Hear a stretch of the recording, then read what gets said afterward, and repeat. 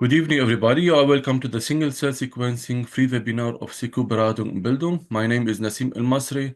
I am the course manager of the Applied Bioinformatics and Biostatistics further training, which is also offered by Beratung+Bildung. So Ioana will be your lecturer today. So Ioana is a really good lecturer. She was giving the NGS part or NGS course, the fifth module, or for the participants of the Applied Bioinformatics and Biostatistics further training. So she has the expertise as a lecturer, and also she has the expertise in the industry. She is the head of the bioinformatics department in Pathonics in Leipzig. So enjoy your evening and have a nice time with Ioana now. So I will give now to Ioana. Thank you very much. Thank you very much, Nassim, for this introduction. Now I will quickly pull up my slides. So, as Nassim has mentioned, my name is Ioana Lemian, and I'm very happy to recognize a few names in the course participants today, and I do hope that we will meet in the future again. Today, we are going to talk about an introduction to single-cell sequencing with the main focus on the data analysis. Now, of course, we are going to discuss a little bit the basics of NGS and the single-cell part of things. We will continue with discussing application of single-cell RNA-Seq, and then we will move on with the data analysis or the steps that are required to be performed when dealing with single-cell datasets. At the end, I will wrap up the webinar with a short presentation of the course that we are planning in October about single-cell sequencing, where we are going to dive much more deeper into this very interesting topic. Now, next generation sequencing, in my opinion, is one of the main approaches that have shaped, I would say, life sciences in the past decade quite a lot. It has numerous applications in health, drug discovery, agricultural sciences, environmental research. And I think as a bioinformatician, you will get in contact with this kind of data sets, and you will have to perform the data analysis.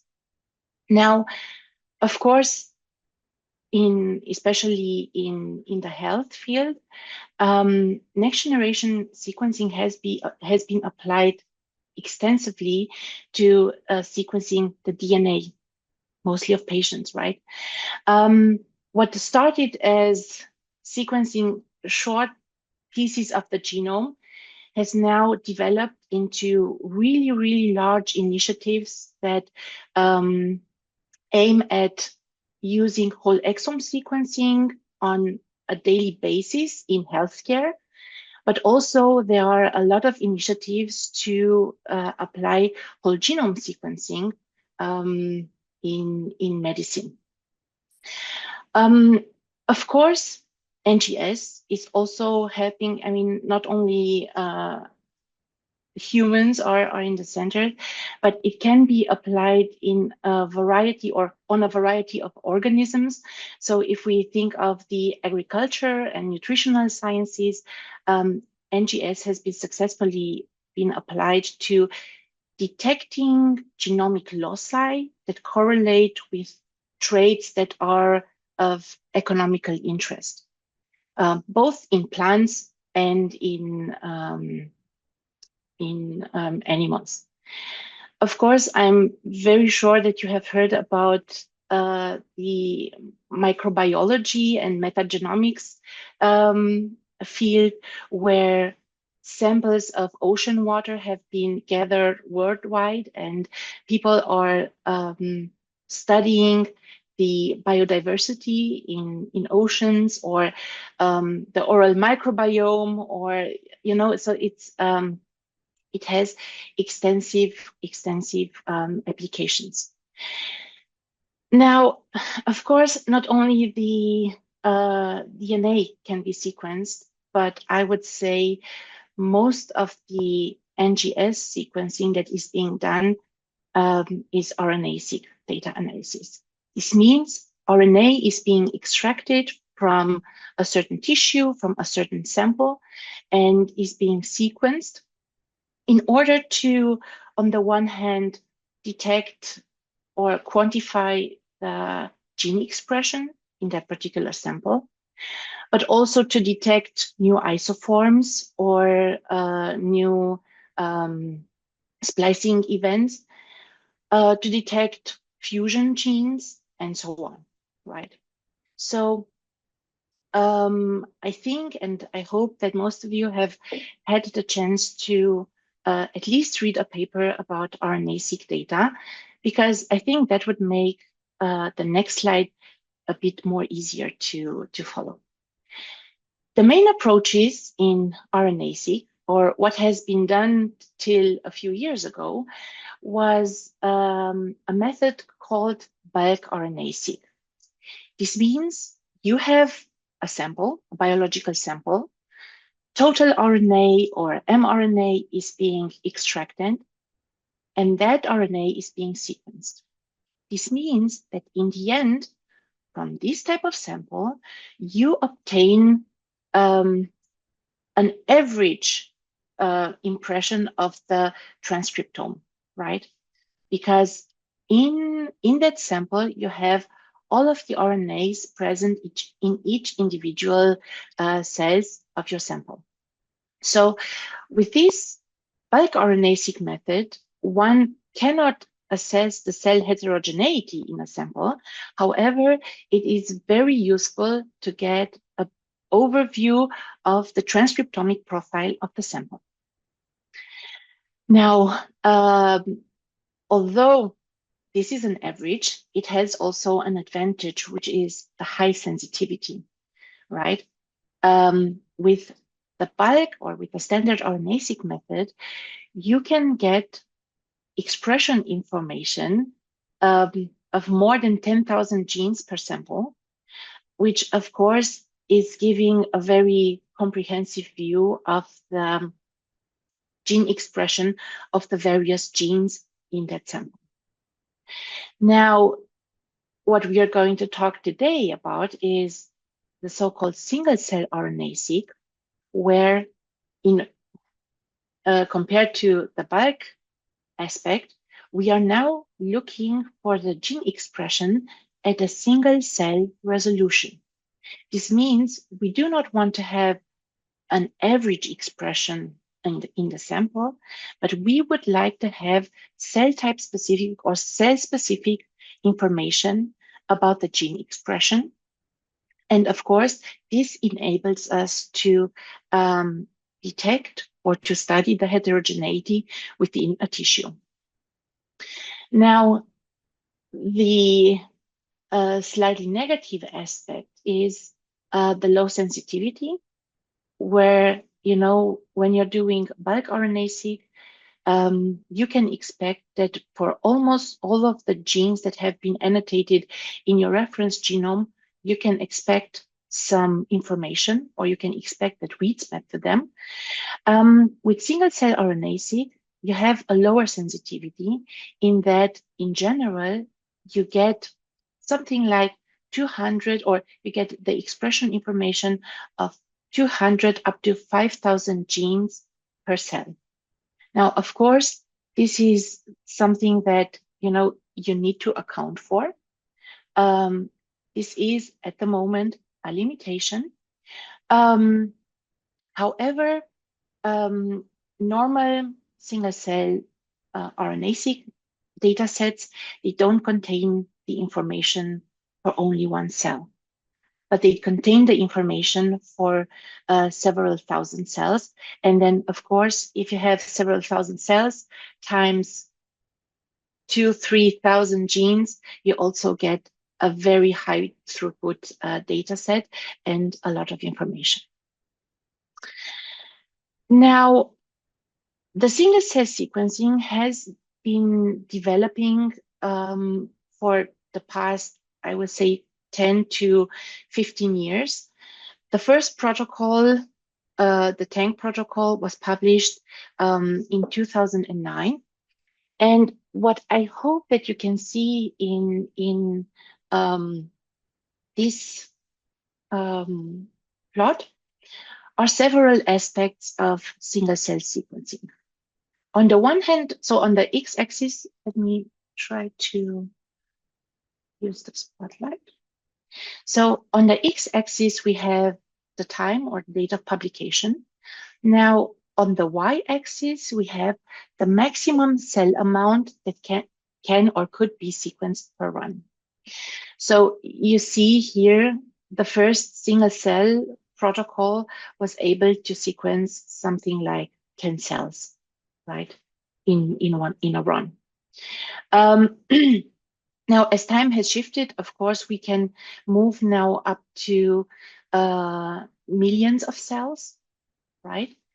And another aspect that needs to be taken into consideration is the gene coverage. Do we obtain at the end information of the full-length transcript, or do we obtain information only for a certain region of the transcript that we then can use to infer the expression of the transcript? And of course, an aspect that it's quite profane, but we cannot ignore it, is the cost, the amount of cost that for an experiment, right? Now, within this, I would say, big list or big cloud of methods, of single-cell methods, I would like to point out 10x Genomics that have been the market leader in the single-cell domain for quite some time. And they, or at their workflow, is using the Drop-Seq method that we are going to talk about in a second. Now, the most, like I said, there are various providers or commercial providers offering single-cell sequencing. I highlighted 10x Genomics as a market leader, but there are also other vendors. For example, BD Rhapsody, Parse Biosciences, and Lexogen. They all have single-cell options, and I think more and more people start to offer, or more and more companies, biotech companies, offer single-cell solutions. Now, standard applications for single-cell sequencing is, on the one hand, the gene expression, right? Single-cell RNA-Seq, which can be either 5' or 3' oriented. This means, so if we look over here, 10x Genomics is a method that is not doing a full-length transcript sequencing, but is it's tag-based, so it sequences only a specific part of the transcript, which can be either the 5' or the 3' end. Single-cell RNA-Seq application, of course, help us assess the transcriptome heterogeneity at a single-cell resolution. Now, single-cell methods can also be used for immune profiling, where full-length VDJ sequencing from T cells or B cells receptor can be sequenced. The cell surface protein expression can be assessed, and also gene expression can be detected. And the last, I would say, big application is the single-cell ATAC-seq method, where you obtain chromatin accessibility information at single-cell resolution. Now, in my talk, I will focus mostly on the 3' gene expression, as it is one of the mostly used methods or applications for single-cell RNAs. Now, I will focus on the 10x genomics solution, and I hope that this will give you a feeling about how single-cell data in the end is being generated and how it is also structured. The machine that does the magic is so-called 10x Chromium, and it is a microfluidics device. It helps preparing samples for single-cell applications, and it contains 8 different wells. This means you can process 8 different samples at a time, and for each well, 500 up to 20,000 cells can be captured. This means in a run, you can process up to 160,000 cells. Now, if we look at the starting material for this type of analysis, because most people would think, oh, this is single cell resolution, so it is sufficient to have one cell and I can do the experiment, which is completely not true. The starting material for single cell experiments needs to be a population of cells. And typically, single cell providers will require 50,000 up to 1 million cryopreserved cells. Now, extremely important also for the entire experimental procedure is that the cell viability after thawing to be extremely, extremely high, which is definitely not a trivial task.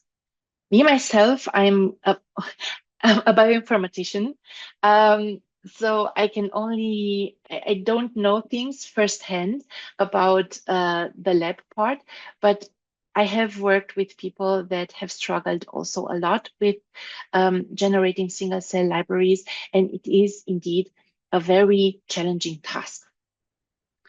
Now, if the cell viability is not that great, there will be a need for the so-called cell dead removal in the process that will try to remove any debris, any apoptotic cells in the tissue, so that in the end, the starting material is as viable as possible.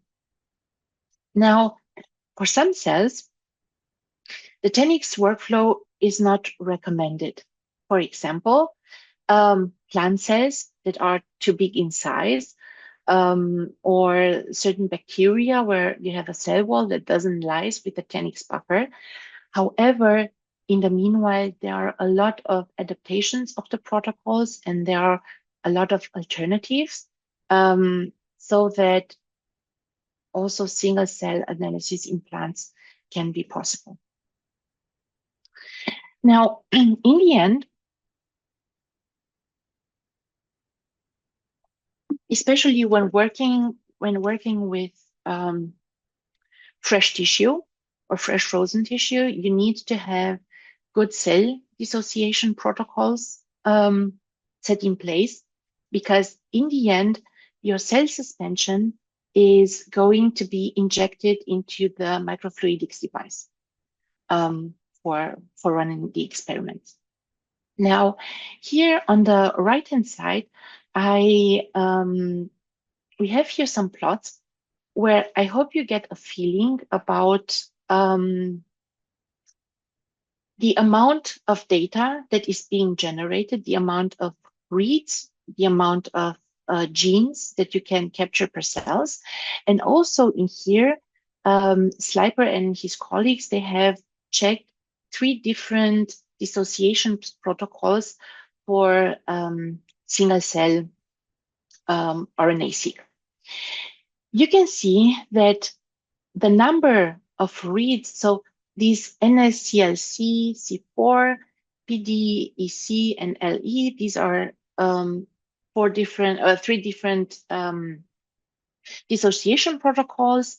And you can see that the number of reads that they have obtained per cell varies between the three protocols, and goes up to, let's say, 150,000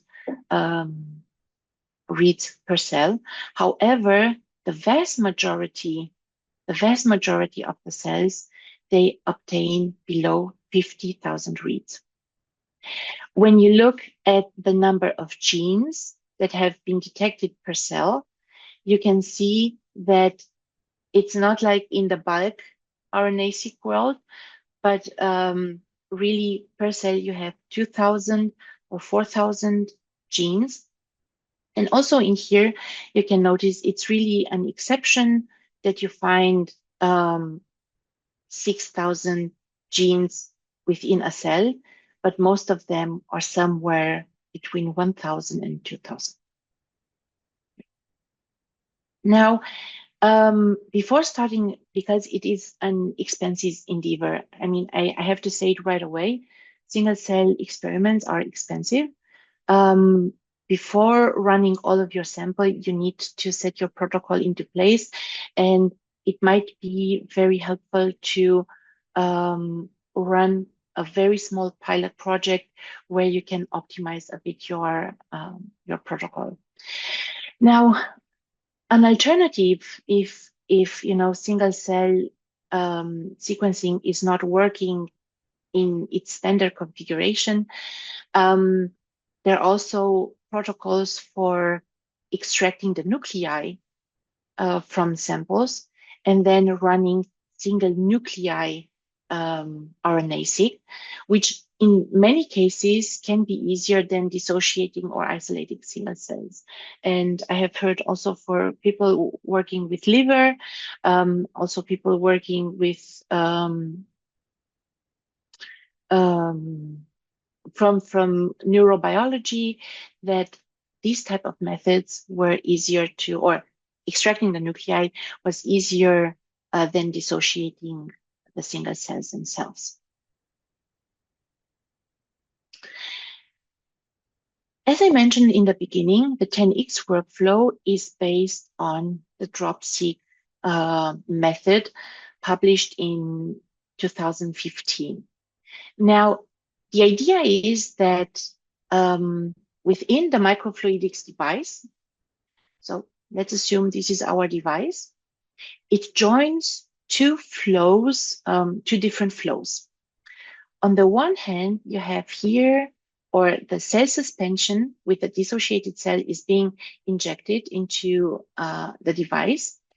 And on the other hand, you have so-called barcoded gel beads that in the end help get, or they encode each cell independently and in a unique manner. Now, the cells and the beads are being injected into the device. In here, you also have a lysis buffer. And in the device is capturing within an oil droplet, is capturing in the most optimal case, such a barcoded bead and a cell, right? Now, of course, this capture is not 100%. So sometimes you're going to have oil droplets that don't contain anything. Sometimes you're going to have oil droplets that contain only barcodes, right? But in some cases, you do have droplets that contain both a cell and a barcoded gel bead. Because of the lysis buffer that is being also encapsulated in the oil droplet, as soon as the droplet is formed, the cell is being lysed, right? And so in here, in the end, we are going to have a sample full of such droplets. So if we have a cell and a gel bead, the cell will lyse, and then the mRNA present in that particular cell is going to hybridize to the primers on the gel bead. And in this way, it's going to, after a reverse transcription step, we are going to have droplets that in the end contain lots of barcoded cDNAs. Once, by adding a certain reagent that destabilizes this oil-water interface, in the end, you have a sample containing cDNA fragments that have been barcoded. I will talk a little bit more about how the barcode really looks like, that are barcoded and that is ready to be used for generating an Illumina library in a standard manner and sequence it on an Illumina instrument. Now, coming back to these barcoded gel beads, because I think this is where the magic happens. They contain, so on the surface of the gel beads, you have several oligos that are present on the surface. And if you look at the structure of these oligos, it is very, it encodes several information. Now, these are primers for the R1 for generating the sequencing. However, each of these individual oligos or oligosequences contain a so-called 10x barcode. These are 16 bases that are uniquely present in our sample or our soup of barcoded gel beads. So this 10x barcode, which is 16 bases long, is a unique combination that is going to be used to label the cell of origin. After that, so in addition to the cell barcode, there is also a UMI present. The UMIs are unique molecular identifiers, and in our case, they are 12 bases long, so that each molecule present in a cell will obtain, or I would say all mRNA molecules present in a cell are going to have 10x barcodes or have the same 10x barcode as a cell ID. But each different strand over here is having a unique molecular identifier. So each mRNA molecule that is binding to the gel bead is going to be labeled with a unique sequence, which is this UMI. In the end, we have a poly-DT strand that is being used for capturing the mRNA through poly-A selection at the 3' end, right? So at the end, each mRNA molecule that is being captured is going to be labeled with a unique molecular identifier, which is unique to that molecule, and a 10x barcode, which is going to be unique to that particular cell. Now, I mentioned that there is a 65 percentage capture rate, and there are a lot of oil droplets that in the end do not contain any cell. So it is also very challenging to have in the end high quality data or to capture a lot of cells. Or let me put it this way. If you want in the end to capture, let's say 1,000 cells, and you know that the capture rate is only 65%, then of course in your cell suspension, you will have to put way more input in the cell suspension so that in the end you have the amount of cells that you want. Now, the setup parameters or the typical parameters that you can adjust when running single cell experiments, and also if you are using external partners or external sequencing facilities, these two parameters are going to be, or they will need to be discussed with them. One of them is the number of cells that you want to target per sample. And as I said, this goes from 500 to 20,000 cells per well. And also you can adjust the number of reads that you want to get per cell. You can start at 5,000 and sometimes people go also up to 500,000. However, through the observation that people in the single cell field have made, they have noticed that having 100,000 reads per cell, it's a very, very solid decision, because at a certain point, you reach a plateau for the number of uniquely identified transcripts.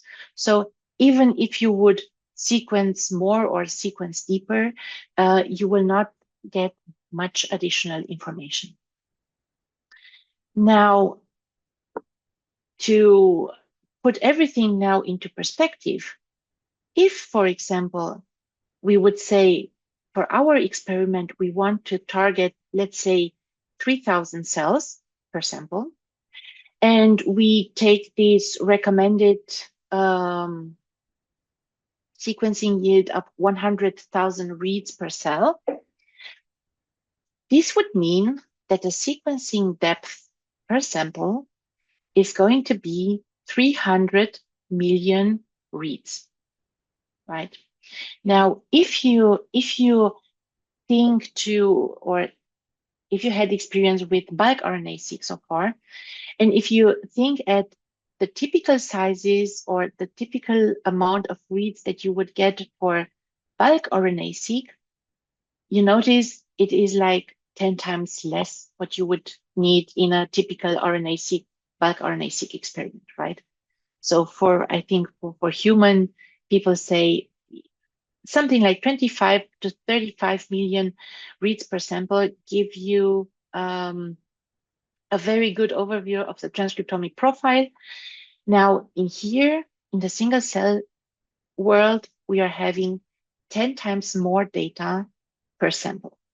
Now, of course, this is something that needs to be accounted for, because 10,000 or 10 times more sequencing also means, I mean, not necessarily exactly 10 times more sequencing costs, but it's definitely a factor. So the sequencing the sequencing costs are going to be higher, and also the lab work is also expensive.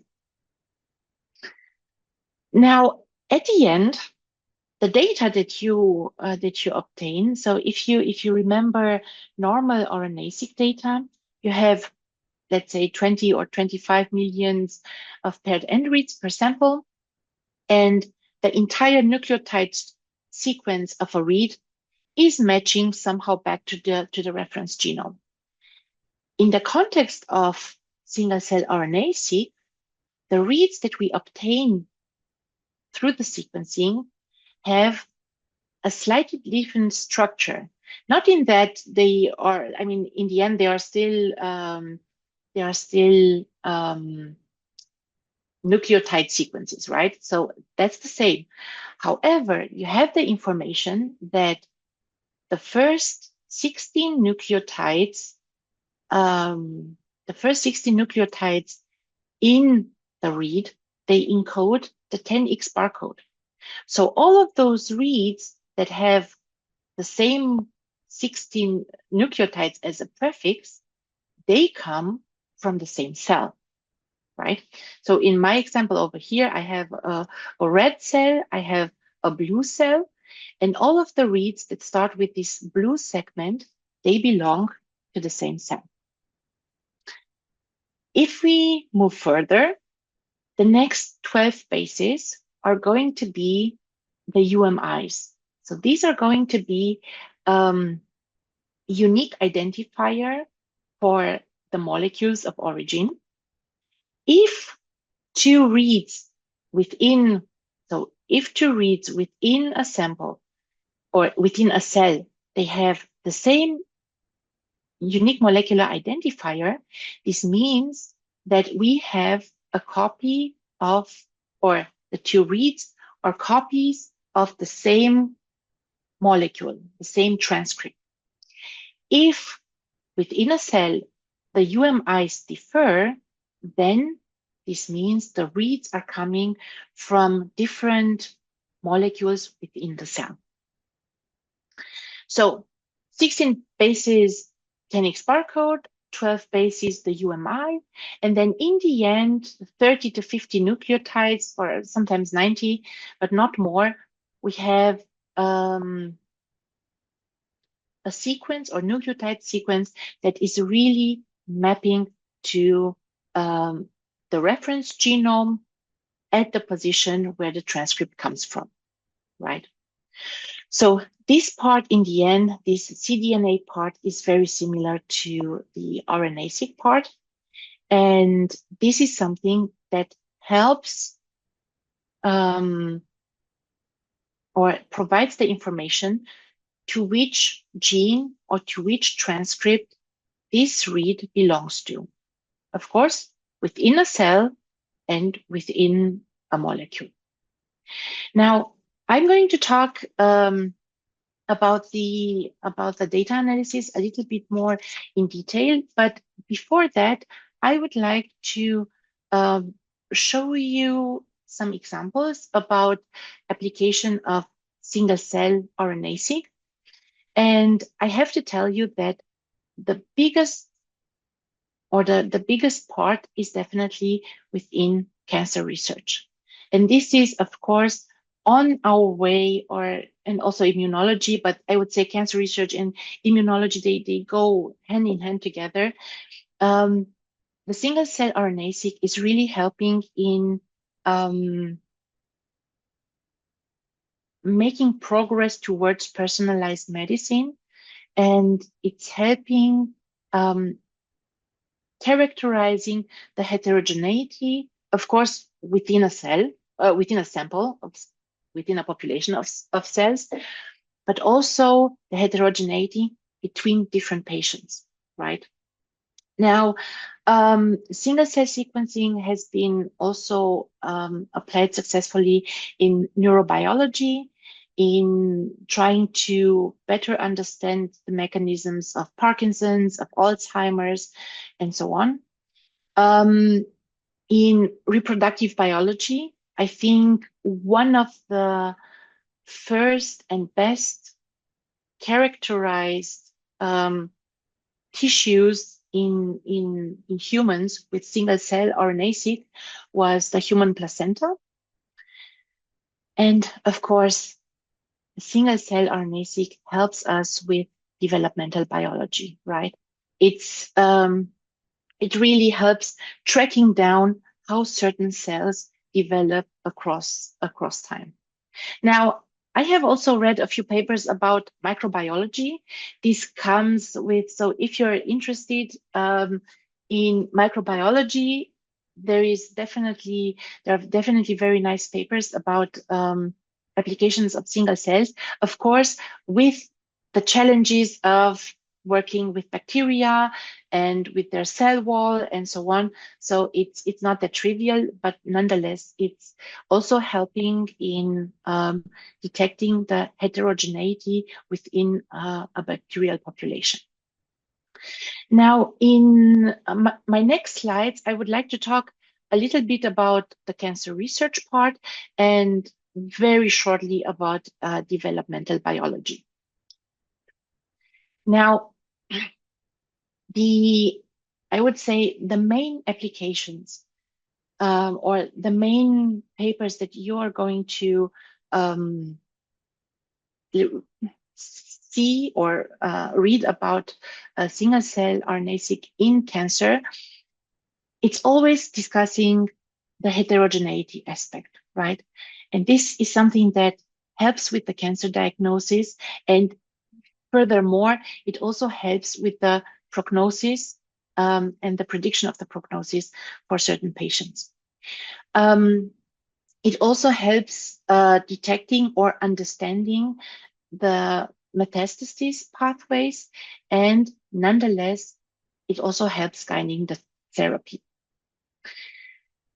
In addition to really looking at the tumor cells, single-cell RNA-Seq also enables us to look at the microenvironment of the tumor, right? So not only at the cancerous cells, but everything that is in the vicinity, including molecules, including blood vessels that interact with the tumor, including the T cells, and so on. This is something that, or assessing the tumor microenvironment, also plays a critical role in the progression and the spread of the cancer, and of course in finding ways to stop it or to pause it. Now, single-cell RNA-Seq has been also applied for identifying drug resistance mechanisms, and it really helps in having or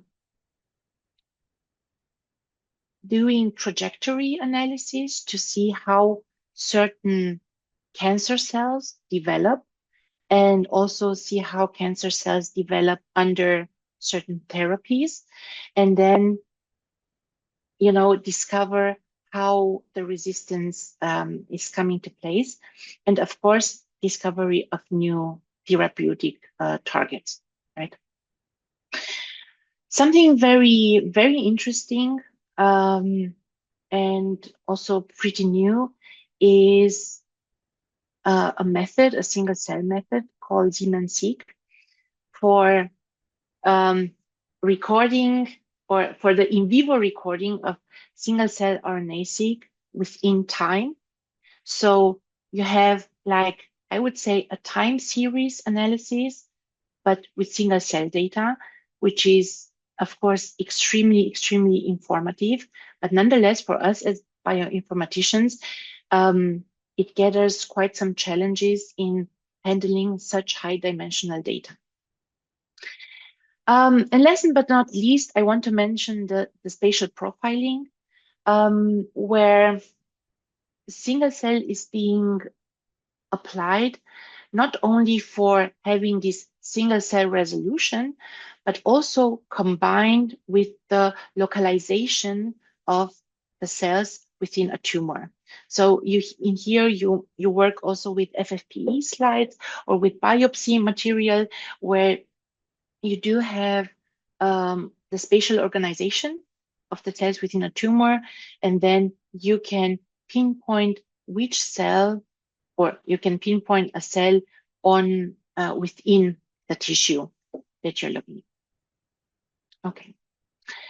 And I would like to show you a very nice case, or a very nice paper, where I think also from the point of view of the bioinformatics, you have a lot of methods that come together and that really show how impressive single cell data analysis can be. Now, in this case, Wu and colleagues, they have looked at non-small cell lung cancer patients, and they have analyzed 42 tissue biopsies from stage 3 and stage 4 non-small cell lung cancer patients. Over here in this part of the plot, you can get a better feeling about the metadata to the patients or the different subtypes that they had. So on the one hand, they have stage 3 cancer, stage 4 patients. They have different subtypes of non-small cell lung cancer. They have also different mutational backgrounds for the samples. So, for example, some patients do have an EGFR mutation or an ALK fusion, mutations that are oncogenic and known to be associated with that type of cancer. They also have information, they have a pool of people that were non-smoker, former smoker, and nowadays smoker. So they have a very, I would say, a very vast data set. Now, when they analyze the data from all of these patients, I think in total from the 42 patients, they were able to generate data sets for 90,000, something like 91,000 cells, right? So if you remember what I have presented before, right? If you have for one cell, you have 100,000 reads, and now you have 90,000 cells, right? You can do the math. So it's a very large amount of data. Now they have plotted on the one hand in a UMAP. This is, I would say, similar to a principal component analysis. It's a method of dimension reduction, and it allows us to plot in a two-dimensional space the different cells based on their transcriptomic profile and see which are closer to each other. So you can see in here when plotting the data in a UMAP, they could detect clusters of genes that, they could detect clusters of cells. So each point in here is a cell. And you can see that the cancerous cells are extremely heterogeneous and present really like a lot of challenges in order to characterize them, right? In the UMAP below, you see more or less the same information. However, this time the cells are not highlighted according to the type of cells that they are, but they are highlighted according to the patient that they come from. So you can see that, this entire orange part of the UMAP is in the end representing data or cancerous data from multiple patients. For some patients, they overlap. So you might say that they are similar cell types or they have similar cell types. But also the different clusters do show that within the patients, you do have a heterogeneity. So of course, the treatment that you use for one person might not be working for the other one, right? They also are looking at heat maps, right, for canonical cell type markers. So what I want to tell you right away is, here in this plot, we can very nicely see, this cluster are the epithelial cells, and this cluster are the fibroblasts. Now, this is something that is done a posteriori during the analysis, that in the analysis, you're searching for the expression of certain marker genes that are known to be expressed in, for example, epithelial cells or fibroblasts, and you use them for labeling cells a posteriori during the data analysis. Now, within this type of I mean, these type of images are very, very impressive, and they contain so much more data than we can now discuss in this small webinar. But in the end, at their analysis, they were able to identify rare cell types in non-small cell lung cancer, and also to detect a correlation between the tumor heterogeneity and tumor-associated neutrophils. Now, within the same study of Wu et al., they have also looked at evolutionary trajectories of the cancer cells. And I don't want to discuss too much about this complicated plot, but I just want to mention that, for example, they have checked the plasticity within lung epithelial cells, and they were able to detect that, for example, all alveolar cells, or that within the alveolar cells, there are two subtypes. One of them, which is matching the normal alveolar cells, and they are expressing the same or the canonical cell markers.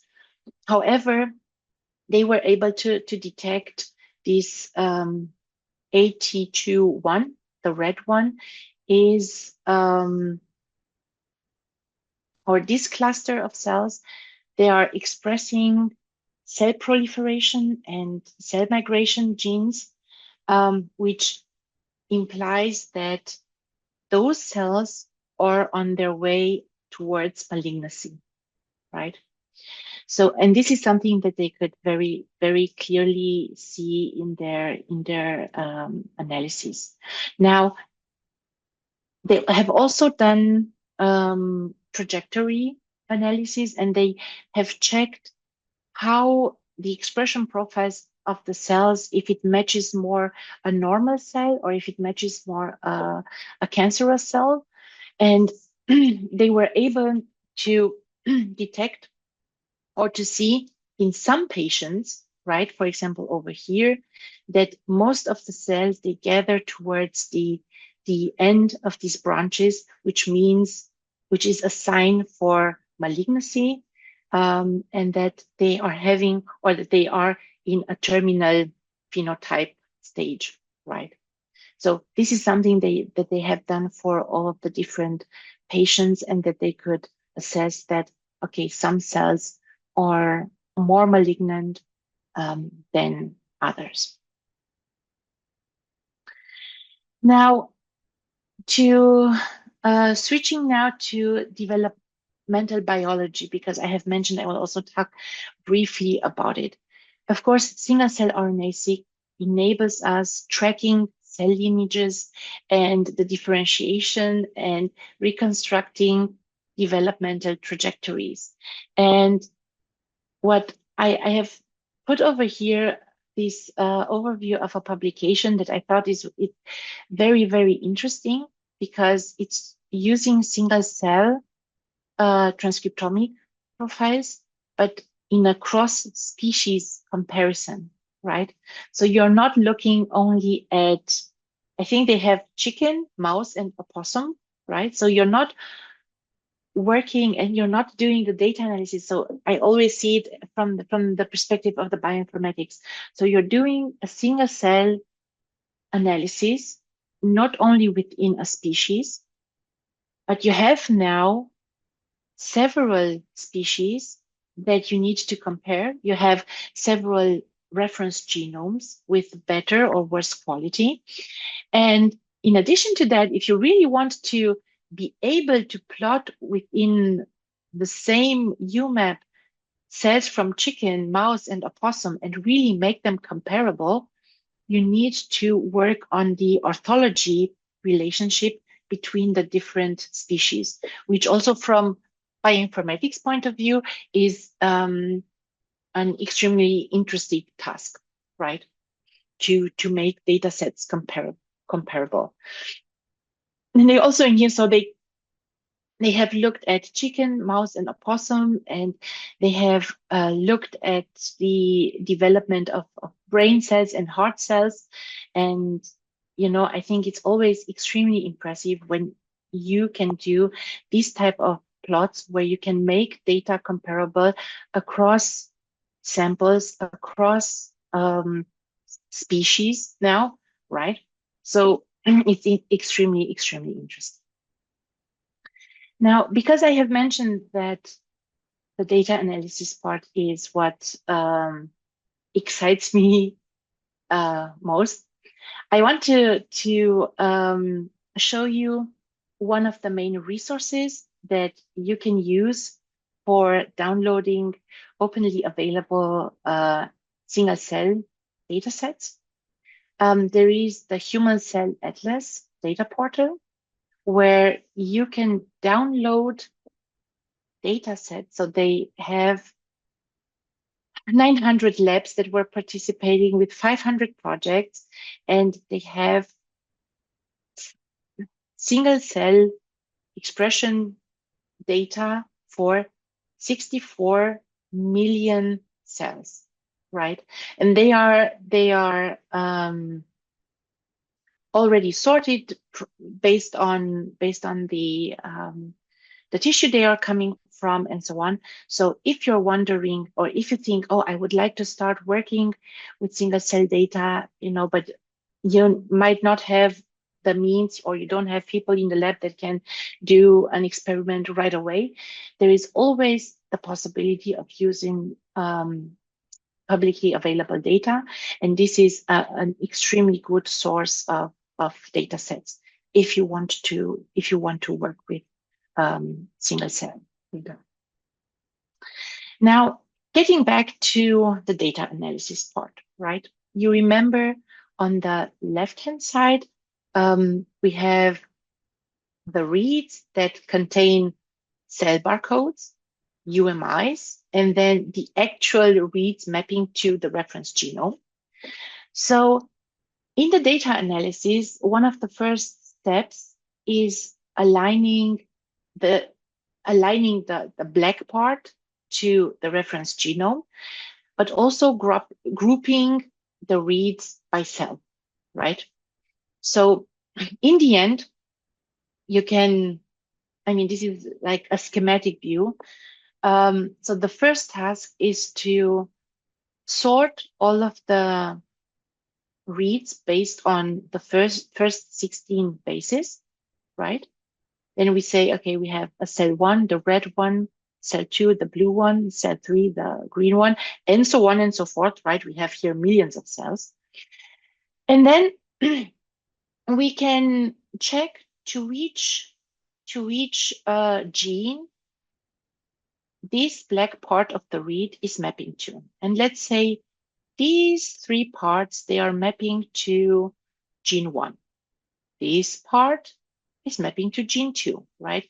So you already have, or during this alignment to the genome, you get this information about which gene is, or to which gene a read is mapping to. Once you have this information, then you can also check, or you can also assess the UMIs and then see, are my reads coming from different molecules, or are they the same? This is called also UMI deconvolution. Now, if you sharply look at my first example, you will notice that it's always the same UMI. This means these 3 reads are going to be considered as coming from one molecule or one mRNA belonging to gene 1. In my second example over here, if you look at the two reads mapping to gene 5, you will notice that they have distinct UMIs. So you are going to consider these as two different transcripts or molecules, mRNA molecules for gene 5. In this way, by looking at the cells, by looking at to which genes do the read maps, by looking at the UMIs, which are they unique or are they not? The next conceptual step in the data analysis of single-cell RNA-Seq is to count the unique UMIs for each cell or for each gene within a cell, right? And in the end, we are going to generate an expression matrix where each column is going to be one of the cells, cell 1, 2, 3, and each row is going to be one of the genes that we have in the reference genome. Now, if you look over here, so for cell 1, if I look at gene 1, the number of unique UMIs that I have is 1, although in here I have 3 different reads, right? Because all of these reads have the same UMI, they are copies or they come from the same mRNA molecule or original mRNA molecule that we count only once, okay? Now, of course, this is going to be a very big table, and it's also going to be sparse. So some of the genes or some of the genes are not going to be expressed in some of the cells. Okay. Now, the tricky part, I think, and also this is something that it's different than the bulk RNA method, is the fact that at the moment, we don't know which cell type cell 1, cell 2, or cell 3 is, right? We just know, okay, this cell 1 is a cell with this ID, with this AGTA, whatever, with the red ID, right? But we don't know exactly what type of cell it is or where it comes from. So in the end, a posteriori, like I said, based on the expression profile and on the expression of specific markers, for some cell types, you have canonical genes that are constantly being overexpressed or lowly expressed. A cell is being assigned to a cell type, and then you can do this whole visualization of the data. Now, for doing the data analysis, you have a lot of software that is available. You need to do this sample and cell barcode and UMI deconvolution, right? This sorting of the reads. You need a good genomic reference, and then you can start analyzing the data. Now, for the pre-processing steps, which means the demultiplexing, generating FASTQ or raw read files from the sequencing machine, the mapping to the reference genome, the quantification of gene expression, so creating this expression matrix. This is something that can be done, for example, with Cell Ranger, with the Cell Ranger suite provided by the 10x Genomic company.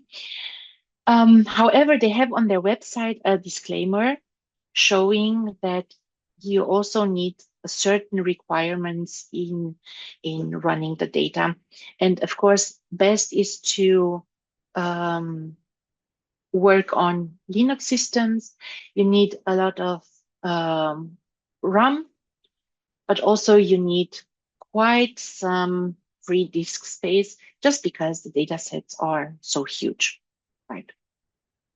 Now, I would say for in the bulk RNA-Seq, these steps are actually the main steps in the data analysis. In the single cell world, they are considered only pre-processing steps.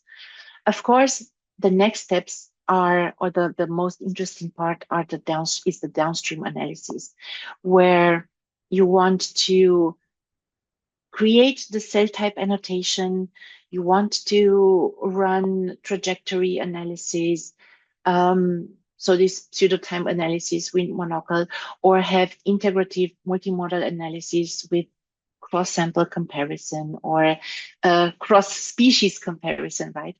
And in here, I have listed a few software that we are going. I mean, if we have the chance, or if I have the chance to work together with you in our single cell sequencing course in October, these are going to be the software that we are going to use, right? Now, of course, and I think this is what makes single cell data analysis so exciting, are also the computational challenges. Of course, data storage and the processing is indeed a challenge because, as you have seen, the data sets are massive. And you need to, I mean, the IT resources and the cost can be a limiting factor nonetheless. Single cell data sets are also noisy because also of the frequent dropouts, you know, with the not 100% capture rate. So correcting for artifacts and for biases is also extremely interesting and complex. Now, the batch effects, I don't think I have to tell you much about it, but of course, between samples, between lab, between, you know, there are a lot of batch effects. And the thing is that in single cell RNA-Seq, the reproducibility or repeatability of some experiments, you know, in order to detect the batch effects is quite challenging, sometimes just because you don't have sufficient starting material to repeat an experiment, right? So then you need computational methods to infer the batch effects and try to find correction methods for that.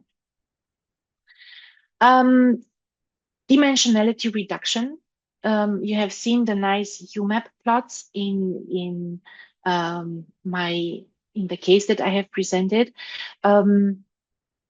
High dimension is like the thing for single cell data, and normal methods like the PCA, the principal component analysis, is not really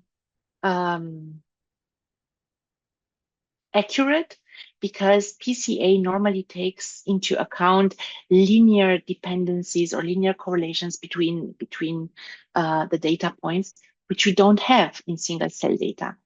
So the dimensionality reduction, you know, having these plots, for example, the t-SNE plot or the UMAP, in such a way that you can then really interpret and you can really rely that neighboring points do have similar transcriptional profile, is still an ongoing work, and progress is being constantly done in that aspect. Right, the visualization also, especially if some of you are extremely into visualization and making data easily accessible and easily understandable for the audience, is a challenge with working with this high dimensional single cell data, because you have the various levels, right? You have multiple patients. For each patient, you have thousands of cells. For each cell, you have thousands of of genes that are being expressed. Then you want to compare it with some older experiments, some newer experiments, some experiment in another tissue, some experiment in another species, so that this comes very easily extremely complicated. And then, of course, at the end, the computational challenge of algorithm validation. You know, when developing a new bioinformatic method, you always rely on extremely good characterized data sets or even synthetic data sets when you know the ground truth, right? But with single cell data, it's very difficult to assess or to validate the accuracy and the robustness due to the lack of ground truth. You know, you don't know exactly what the truth is. So it's very difficult to assess how off are you with your new method or not, right? So this is an ongoing challenge. And I think from the computational side is extremely exciting. Now, I come to the end of my talk, and I hope, if you would like to get into the single cell world and being able to start doing data analysis on your own, then I can only invite you to our 5 days online course in October from the 13th to the 17th. And we are going to focus on the data analysis, of course, trying to get you going, give you the means to start the analysis, and then we are going to dive into more and more complex topics. Now, the requirements are, any experience with NGS data is extremely helpful. And I would say the most important aspect is that you feel comfortable working with command line interfaces in Linux and have some experience with R. That would be the most important requirement. You don't need to be an expert, but to open or install a software and so on, run command line tools, that would be extremely beneficial. The topics that we are going to tackle in the 5 days that we are going to have the course are going to be understanding the experimental workflows, sample preparation, library construction, and the sequencing, always with the focus on the effect that they have on the data that we are getting. We are going to discuss about the data processing and the QC step.